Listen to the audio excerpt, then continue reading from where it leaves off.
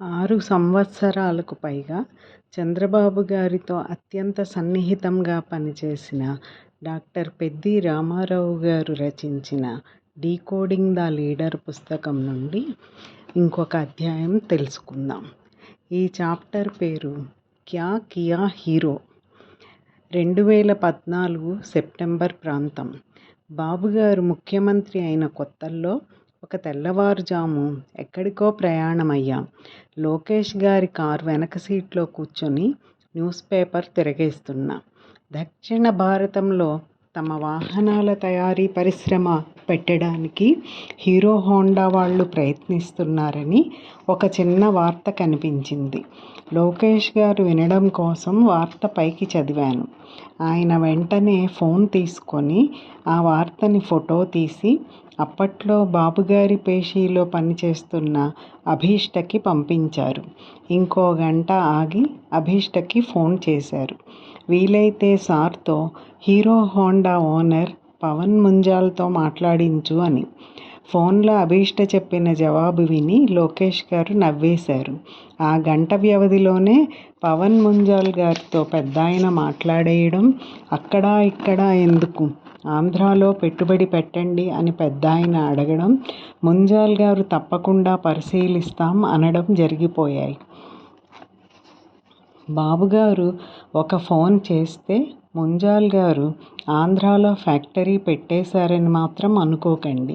అవతల ఉన్నది వ్యాపార రంగంలో ఆరితేరిన అపరమేధావి. 1కి 100 సార్లు ముందు వెనక చూసుకొని ఆంధ్రాలో పెడితే ఏదొక అడ్వాంటేజ్ ఉంటుంది అనుకుంటే గానీ ముందుకు సాగరు. నాయకుడికి ఉండాల్సిన అతి ముఖ్యమైన లక్షణాలలో పెర్సర్వెన్స్ స్కిల్ చాలా చాలా ముఖ్యమైనది. పెద్దాయనలో అది ఉండాల్సిన దానికంటే ఎక్కువే ఉంది. దానివల్ల ఇంకా తప్పించుకోవడం ముంజాల్ వల్ల కాలేదు. ఏదో మొహమాటం కొద్దీ ముంజాల్ పరిశీలిస్తాం అన్నారు గాని అప్పటికే వాళ్ళు కర్ణాటకలో భూములు చూడడం, సర్వేలు చేయించటం గట్రా జరిగిపోయాయి. అక్కడున్న సిద్ధరామయ్య ప్రభుత్వం మీరిక్కడ ప్లాంట్ పెడితే బోలెడన్ని టాక్స్ బెనిఫిట్స్ కూడా ఇస్తామని హీరో హోండాకి తిరుగులేని ఆఫర్ కూడా ఇచ్చేసింది. తనకి ఎక్కువ టైం లేదని అర్థం చేసుకొని పెద్దాయన వెంటనే పవన్ ముంజాల్ని పిచ్చాపాటి మాట్లాడుకుందాంరా అని డిన్నర్కి ఆహ్వానించారు. అదేదో కొత్తల్లుడు మొదటిసారి భోజనానికి వస్తున్నట్లు బీభత్సంగా ఏర్పాట్లు చేయించారు. ఇంకో పక్క హీరో హోండాకి కర్ణాటక ఏమేం ఆఫర్ చేసిందో కాన్ఫిడెన్షియల్ రిపోర్ట్ తెప్పించుకున్నారు. 13 జిల్లాల్లో ఎక్కడెక్కడ ప్రభుత్వ భూములున్నాయో, ఎక్కడెక్కడ నీళ్లు, రోడ్లు, కనీస వసతులు కల్పించగలమో అధికారులతో లెక్కలేయించి కాగితాలన్నీ సిద్ధం చేసుకున్నారు. ముంజాల్ కారు కారిడార్లోకి వస్తుందని తెలియగానే పెద్దాయన బయటకు వెళ్ళి ముంజాల్కి శాలువా కప్పి పుష్పగుచ్చం ఇచ్చి సాదరంగా లోపలికి తీసుకెళ్లారు. ముంజాల్ మోము LED బల్బులా ఆనందంతో వెలిగిపోయింది. డైనింగ్ టేబుల్ మీద ఫుడ్తో పాటు ఆంధ్రప్రదేశ్ మ్యాప్ చూసి ముంజాల్కి మతిపోయింది. పెద్దాయన మ్యాప్ ఓపెన్ చేసి, చెప్పు, నీకు భూమి ఎక్కడ కావాలో, ఎంత కావాలో, ఎట్లా కావాలో, ఫ్యాక్టరీ మాత్రం ఇక్కడే పెట్టాలి అని ఓపెన్ ఆఫర్ ఇచ్చారు. కుడితిలో పడ్డ ఎలుక మాదిరి అయిపోయింది ముంజాల్ పరిస్థితి. అప్పటికే కర్ణాటకతో ఆల్మోస్ట్ ఒప్పందం కుదిరిపోయింది. ఇప్పుడు కాదంటే సిద్ధరామయ్య గారు ఏమనుకుంటారో అని ముంజాల్ చేతులు పిసుక్కుంటూ వెనక ముందాడడం ప్రారంభించారు. అప్పుడు పెద్దాయన తన అమ్ముల పొదిలో నుంచి ఇంటర్ పర్సనల్ కమ్యూనికేషన్ స్కిల్స్ను బయటకు తీశారు. తాను ఆంధ్రప్రదేశ్ని ఎలా మార్చాలనుకుంది విపులంగా వివరించారు. విభజన వల్ల ఈ రాష్ట్రానికి ఎంత అన్యాయం జరిగిందో కళ్లకు కట్టినట్లు చెప్పుకుంటూ పోయారు. కంపెనీలు, అవకాశాలు అన్నీ హైదరాబాద్లోనే ఉండడం వల్ల చిన్న చిన్న ఉద్యోగాలకి కూడా ఇక్కడ కుర్రాళ్ళు ఎంత ఇబ్బంది పడుతున్నారో చెప్పి వాపోయారు. హీరో హోండా లాంటి పెద్ద ఫ్యాక్టరీ ఆంధ్రాకి వస్తే కనీసం ఒక 10,000 కుటుంబాలు 10 కాలాలు హాయిగా మీ నాన్న పేరు చెప్పుకొని అన్నం తింటారు అని పవన్ ముంజాల్ తండ్రి బిజ్మోహన్ ముంజాల్ని మధ్యలో గుర్తు చేసుకున్నారు. సహజంగా బాబుగారి భోజనం 5 నిమిషాల్లో అయిపోతుంది. అబ్బో, ఆ రోజు చాలా స్పెషల్స్ చేశారు అనుకుంటే ఇంకో 2 నిమిషాలు ఎక్సెట్రా. అలాంటిది 4 గంటల పైగా ముంజాల్తో గడిపి అక్కడికక్కడే అధికారులను పిలిపించి కర్ణాటక ఇస్తున్న ఆఫర్ కంటే ఆంధ్ర ఆఫర్ ఎందుకు మంచిదో ఆయనకు వివరించారు. డిన్నర్ మీటింగ్ పూర్తయ్యేసరికి ఫ్యాక్టరీ ఆంధ్రాలోనే పెట్టాలని ముంజాల్ ఒక ఖచ్చితమైన అభిప్రాయానికి వచ్చేశాడు. అయితే వ్యాపారస్తుడు కదా, అందుకే ఆ మాట బయటకి అనలేదు. ముఖ్యమంత్రిగా నా ప్రయత్నం నేను చేశా అని పెద్దాయన కూడా ఇగోకి పోయి అక్కడితో ఆ విషయాన్ని వదిలేయలేదు. దేవుడు వరమిచ్చినా పూజారి కూడా వరమివ్వాలిగా. అట్లా ముంజాల్కి ఇక్కడే ఫ్యాక్టరీ పెట్టాలని ఉన్నా అక్కడ అది లేదు, ఇక్కడ ఇది లేదు, కర్ణాటకనే కరెక్ట్ అని ఆయన కింద ఉండే సీఈఓలు, జనరల్ మేనేజర్లు, మీ బోటాళ్ళు నా బోటాళ్ళు ఏదో ఒకటి చెవిలో ఊది ఇటు రావాల్సిన బైకుని అటు తిప్పారనుకోండి, ఇంకా మన నోట్లో మట్టే. పెద్దాయన పెర్సర్వెరెన్స్ స్కిల్స్ ఎంతలా ఉంటాయో అర్థం చేసుకోవాలి.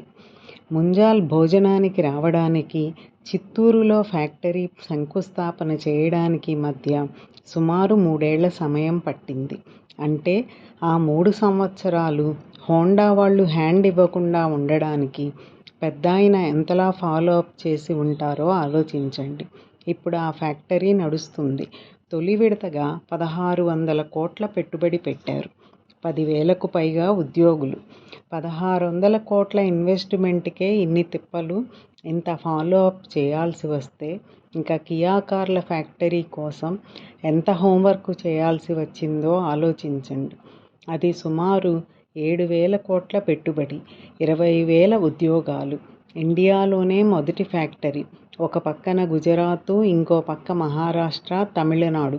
నువ్వా నేనా అని కాలికి కత్తి పట్టుకొని కాచుకొని కూర్చుంటే గుట్టు చప్పుడు కాకుండా బాబుగారు వాళ్ళ మధ్యలోకి దూరి కియాని చంకలో పెట్టుకొని ఆంధ్రాకి పట్టుకొచ్చేశారు. వాళ్ళు ఇవ్వలేనివి బాబుగారు ఇవ్వగలిగింది ఏంటి? నమ్మకం, నిజాయితీగా చేస్తాడన్న భరోసా. వాటాలు అడగకుండా, వాయిదాలు వేయకుండా, వీలైనంత త్వరగా అన్ని వసతులు కల్పిస్తాడన్న పేరు. బాబుగారు స్టేట్లో పెట్టుబడి పెట్టండి, మీకేమీ ఇబ్బంది ఉండదు అని ఆయన తరపున వకాల్తా పుచ్చుకొని 4 మంచి మాటలు చెప్పే 10 మంది పారిశ్రామికవేత్తలు. నా మీద నమ్మకం పెట్టి మా రాష్ట్రానికి రండి, 2 ఏళ్లలో మీ ఫ్యాక్టరీ మొదటి కారు తయారయ్యేలా చేస్తా అని వాళ్ళకి వాగ్దానం చేసి మరీ ప్రాజెక్టు అనంతపురానికి లాక్కొచ్చారు. నేను ఉంటున్న 4 ఫ్లోర్ల అపార్ట్మెంటు కట్టడానికే 4 ఏళ్లు పట్టింది. అలాంటిది ఏడాదికి 1,00,000 కార్లు తయారయ్యే ఫ్యాక్టరీ కట్టడం ఎవరికన్నా 2 ఏళ్లలో సాధ్యమా? ఫ్యాక్టరీ కట్టింది కియా వాళ్లే కావచ్చు. వాళ్ళకి కావలసిన అన్ని వసతులు, సౌకర్యాలు కల్పించటానికి కొన్ని వందల గంటలే బాబుగారు ఆ 2 ఏళ్లలో వెచ్చించారు.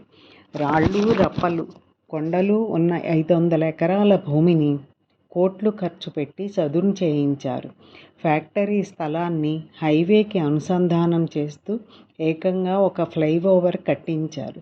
కార్ల పరిశ్రమకి నీటి అవసరం ఎక్కువగా ఉంటుందని వెలుగోడు ప్రాజెక్టు నుండి కియా కోసం సెపరేట్ వాటర్ లైన్ వేయించారు. వాళ్లకు కావలసిన కరెంటు సప్లై ఎక్కడా ఆగకుండా హై టెన్షన్ వైర్లతో పెద్ద పెద్ద ట్రాన్స్ఫార్మర్స్ బిగించారు. 85% ఉద్యోగాలు అనంతపురం పిల్లలకే అని కండిషన్ పెట్టి వాళ్ళందరికీ ట్రైనింగ్ ఇచ్చే పని ముందుగానే స్టార్ట్ చేయించారు. 2017లో కియా కోసం పనులు ప్రారంభిస్తే సరిగ్గా 24 నెలల్లో కియా ట్రయల్ కారు బాబుగారి చేతుల మీదుగా బయటకు వచ్చింది. ఇవాళ రోడ్డు మీద ఎక్కడ కియా కారు కనిపించినా అసంకల్పితంగానే నాకు బాబుగారు జ్ఞాపకం వస్తారు. ఇంతటితో ఈ అధ్యాయం సమాప్తం.